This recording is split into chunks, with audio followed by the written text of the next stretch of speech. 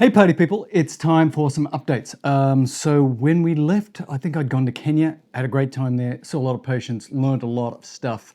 Amazing clinicians over there in East Africa, amazing.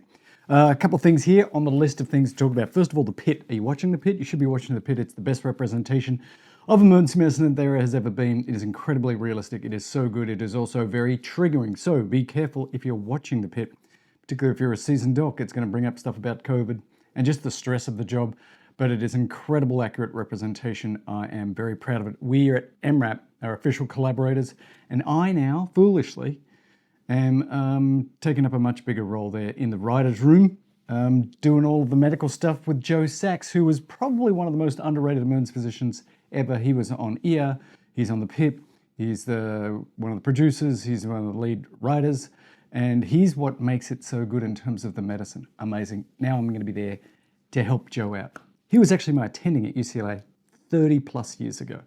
He's a board certified residency trained ER doc. Go Joe, you're doing an amazing job. Next thing is the match. The match this year saw, I think it was 97.9% of ER spots were taken, which is really great because a couple of years ago it got down to 80%. It was crazy. Because of COVID, because of a lot of factors, it wasn't looking great. Traditionally, emergency medicine has been very competitive in the 98 to 99th% range.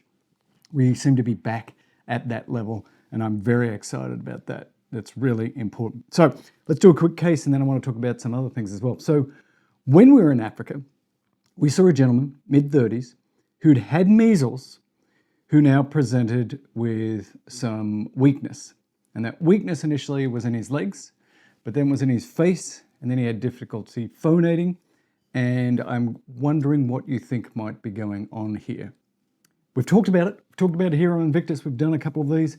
We're going to move on from this because, it's time to do other stuff. But he had a case of Guillain-Barré and probably had some mixture of traditional Guillain-Barré because he had this ascending paralysis, but he also had facial weakness, so some of the Miller-Fisher variant that was going on there as well. One of the things it brought up is how do we treat this?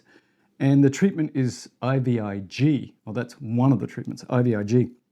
And it sort of brought up the question of, well, what are the other indications for IVIG?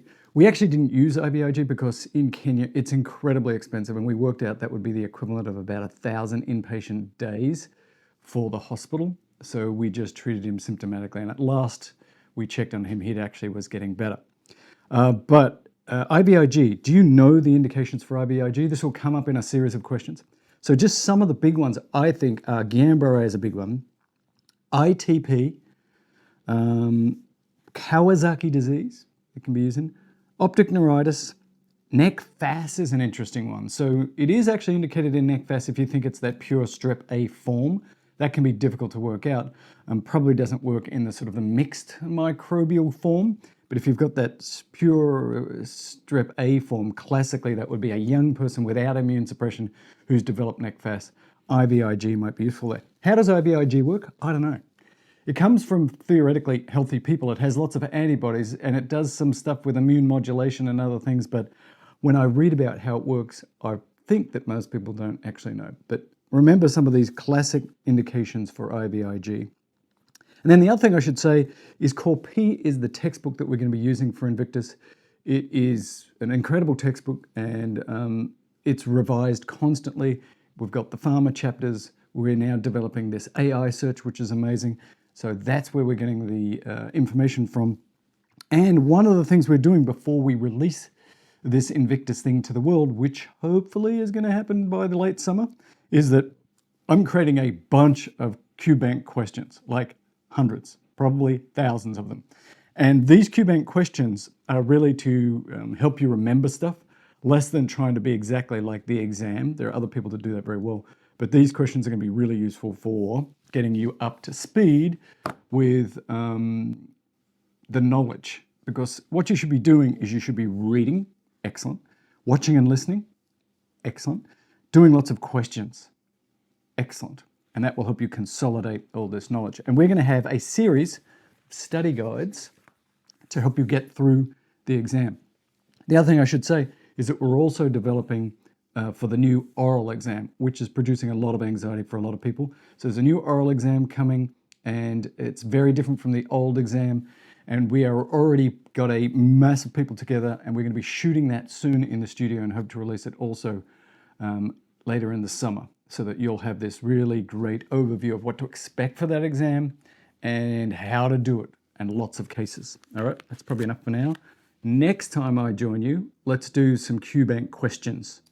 And you can also email the link down below and give us any stuff you want us to cover. We've been doing sort of rashes and chickenpox and measles and all this stuff. I want to move on and do some other stuff soon. All right? Prove it out. Are you watching the Pitt? I mean, come on. So good.